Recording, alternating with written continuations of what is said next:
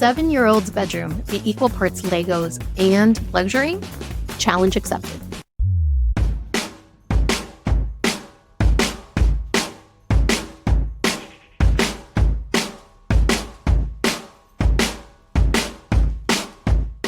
We're currently working on redesigning and decorating my daughter's bedroom. The stakes are high here because she has been sleeping in my bed with me for the past 2 years, and we are looking to finally get her in her own space. When I asked her what she would want in the bedroom, she basically wanted an outdoor play gym inside of this room, which I found something that would have worked. It would have taken up most of the space, and we still need her to be able to sleep here. What are the things from this outdoor play gym that I can incorporate into her bedroom to meet me halfway, right? I landed on monkey bars on the wall that would lead up to a hammock structure that she could use as a third space, and a swing that wouldn't take up a ton of space that we could easily remove or add as needed.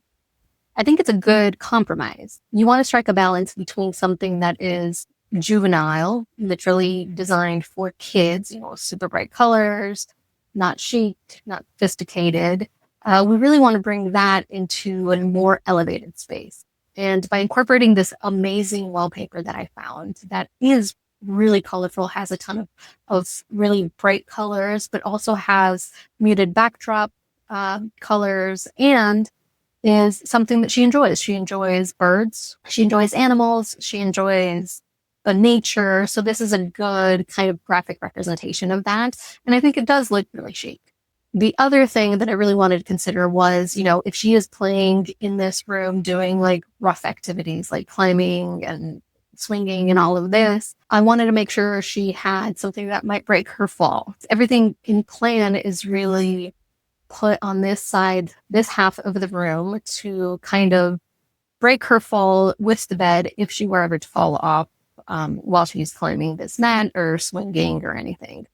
When you're constrained for space, you really do want to think about items that do more than one thing. So the bed, for example, is a bed. It's also on the floor. And that way, if she ever does roll off, I'm not worried about her hurting herself terribly. And it has all these incorporated bookshelves. So she can have her books there, her nightlight, which is super essential.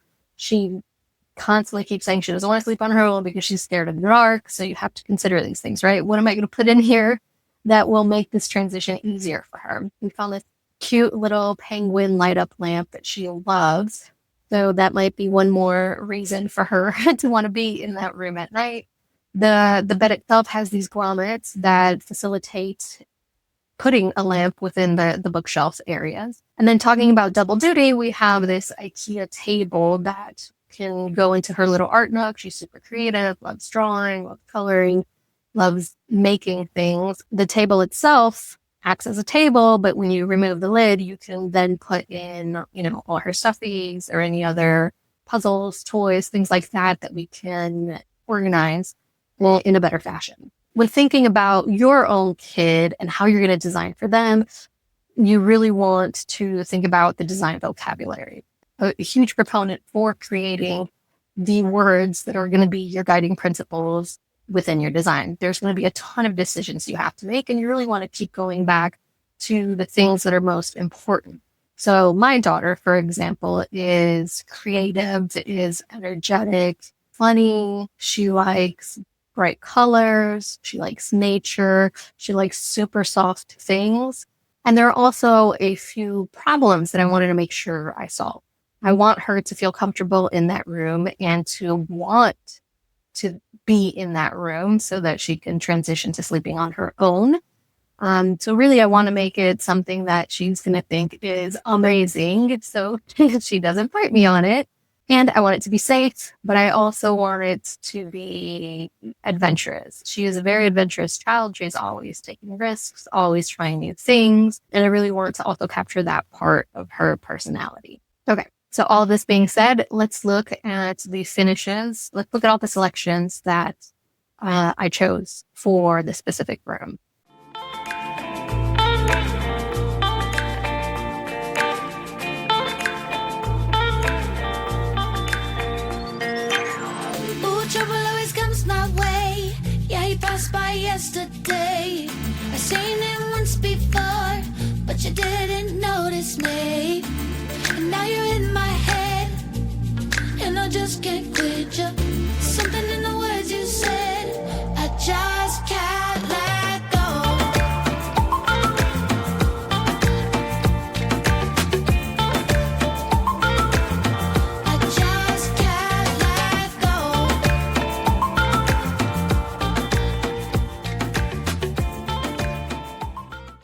Okay. So here's the room. And I think it turned out amazing in design. The next step for us, which we're actively doing right now, is actually building out the room. So hopefully in a couple of weeks, I'll be able to share the built room in real life so we can see how that compares. And so if you're thinking of designing your own room, if you're thinking of designing a space in your own house for yourself or for anybody else, think about the things that we discussed in this video, but also how you can use tools such as SketchUp and other modeling softwares to fully visualize what these things that you're going to be putting in are going to look like. There are space constraints, there are color things that you think will go well, but then they end up not doing so. Ultimately, fully visualizing and creating a plan for the entire room will make this endeavor so much easier for you.